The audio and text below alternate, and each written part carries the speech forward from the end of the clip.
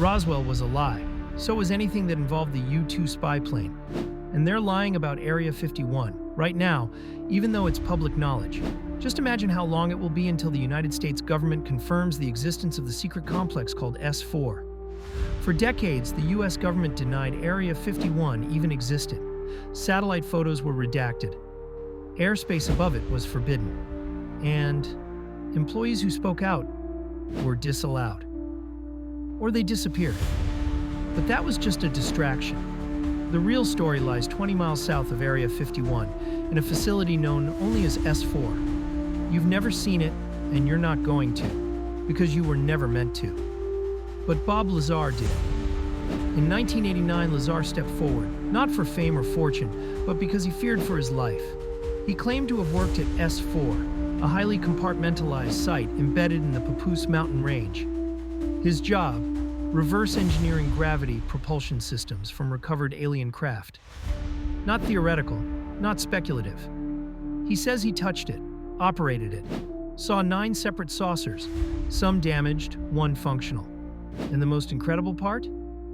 It all ran on a substance that shouldn't exist, element 115. At the time, mainstream science said element 115 was science fiction, a fantasy, an impossible isotope. Then in 2003, scientists in Russia synthesized a version of it, now called moscovium. It was unstable, short-lived, and incomplete. But the number was real. The element existed. And Bob Lazar had said it 14 years earlier. Coincidence or confirmation? Skeptics argue Lazar has no academic record, that he never worked at Los Alamos, that his resume is fabricated. But reporters found a 1982 Los Alamos phone directory with Lazar listed as a physicist. And even more damning, footage of him walking freely through restricted Los Alamos labs. The government says he wasn't there. The building says otherwise. Let's talk S-4. Unlike the well-photographed hangars of Groom Lake, S-4 is buried inside the mountain. Lazar described it as a series of camouflaged doors along a cliff face, accessible only via biometric scan. Inside, an entire world of impossible technology, crafts with smooth exteriors and no visible seams, chairs far too small for human pilots, and propulsion systems that used a stable version of element 115 to generate a gravity wave, bending space-time itself. If true, this isn't advanced. It's post-physics, and that makes it dangerous. Lazar described how gravity amplifiers inside the craft could manipulate the flow of time and space. This wasn't propulsion by combustion. It was propulsion by distortion. You didn't fly to your destination. You folded the universe to meet you. That level of control would shatter every human industry. Energy, transportation, military dominance. It would mean the end of oil, the end of rockets, the end of trillion-dollar defense contracts. And therein lies the problem. Is it any surprise he was threatened? Lazar says his phones were tapped. His life was monitored.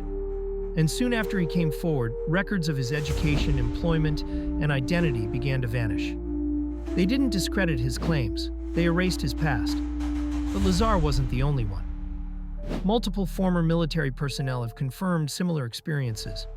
Colonel Philip Corso claimed in his book, The Day After Roswell, that he was tasked with seeding alien technology into private industry, including integrated circuits, fiber optics, and night vision. Paul Hellyer, Canada's former Minister of Defense, went public in 2005, stating that UFOs are as real as the airplanes flying overhead. And in 2019, Navy pilots released infrared footage of craft moving at impossible speeds, defying known physics. No exhaust, no wings, no sonic boom. The Pentagon called them UAPs, unidentified aerial phenomena. And just like that, what was once a conspiracy theory became a national security issue. But here's where it gets stranger. In 2023, whistleblower David Grush testified before Congress that the U.S. has a decades-long retrieval and reverse engineering program, confirming Lazar's claims almost verbatim. He alleged that intact non-human craft were recovered, that bodies were found, and that corporate and military contractors were engaged in illegal programs shielded from public oversight. His words, "They are hiding this from Congress. They are hiding it from the American people." And remember, Grush wasn't some fringe figure. He worked in the U.S. Air Force, the National Geospatial Intelligence Agency, and was cleared to the highest levels. Still think this is a myth? Let's talk about the tell. When Lazar went public, skeptics laughed at his Element 115 claims. But here's the twist. Every single piece of hardware he described has since been proposed in theoretical physics. Gravity wave manipulation, confirmed in 2015 by LIGO, high-density heavy element propulsion systems, studied by DARPA, invisibility cloaking using metamaterials, U.S. military patent in 2019. The impossible is becoming possible. The science is catching up to the stories. And now, the shock.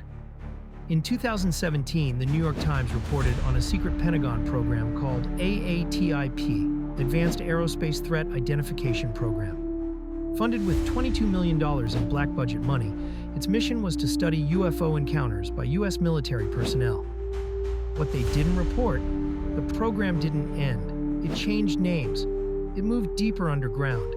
And several sources claim it was absorbed into private hands, out of reach of FOIA, out of reach of oversight, and hidden behind billions in defense contracts.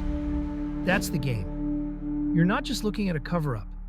You're looking at a full transfer of alien origin technology from government to corporate control, beyond regulation, beyond accountability, and beyond your vote. The military-industrial complex believes they have found the perfect loophole. And, technically, it's still illegal. And laws don't seem to matter much to any agency on the government payroll.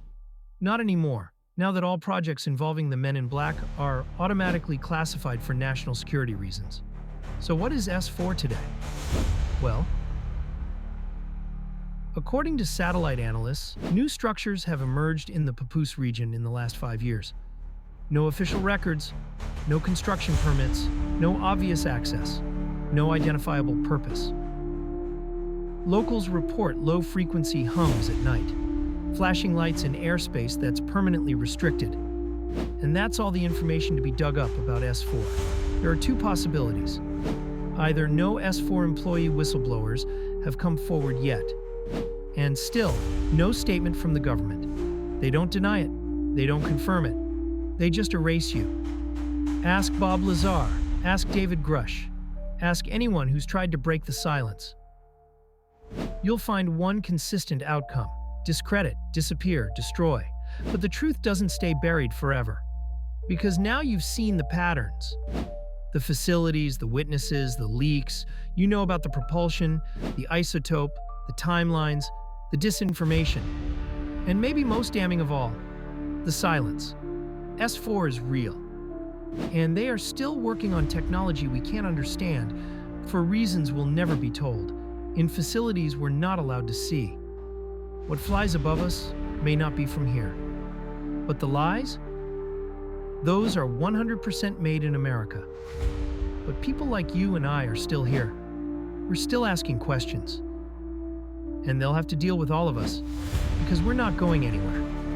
If you enjoyed this, don't forget to like, share, and subscribe. Because together, there's no stopping us.